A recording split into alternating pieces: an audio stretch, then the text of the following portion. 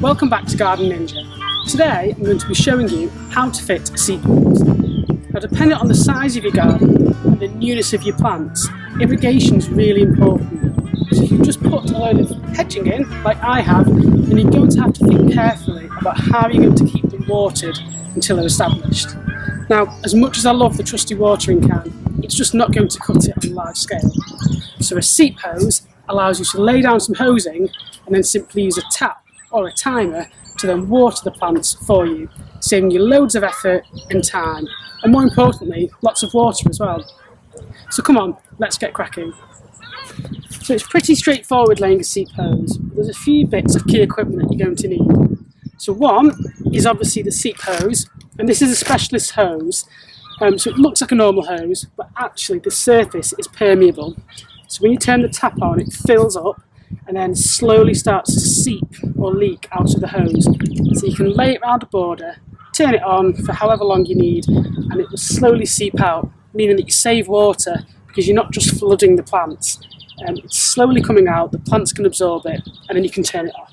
So you need a good seep hose, and also you're going to need some of these pegs. And these just secure the seep hose to the ground, so they fit over there.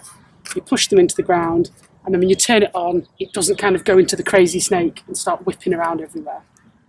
So there are 2 bits of equipment, and then a trusty pair of scissors for when you get to the end of the hose, because you want to cut off any excess and then put the bung back in so that you're not wasting water. And what you will need is a tap nearby to the seep hose with the correct connector. You can clip the seep hose on and turn it on. That's if you're doing it manually. You can buy automated timing systems that fit on here that will turn the water on and off at different times throughout the day. Okay, so you're going to want to start your seep hose where there's a connector to a tap. So conveniently, I have fed this one through. Just go a little bit lower. And make sure you've got the right connector. So you can get these online quite cheaply or from a do-it-yourself store, but basically you need a connector that can connect into that seep hose. You don't really want to run the seep hose all the way back to the tap if the tap's not next to the border, because wherever it runs it will leak out, because that's its very nature. So I would recommend only connecting it where it's going to start, and then you've got the task of unravelling it. So you want to do this bit by bit and then peg it. So I'll show you as an example.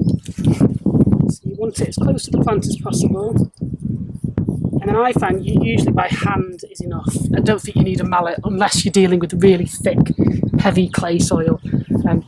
But I would recommend that you cultivate your beds before you add this, because if you're going to just lay it onto compacted soil, the water will just run off. So I'm going to do this, peg it all the way down. Another top tip is to unravel your hose before you start doing any pegging.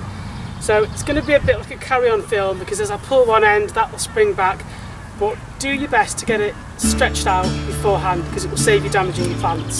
So I'm going to give it a go.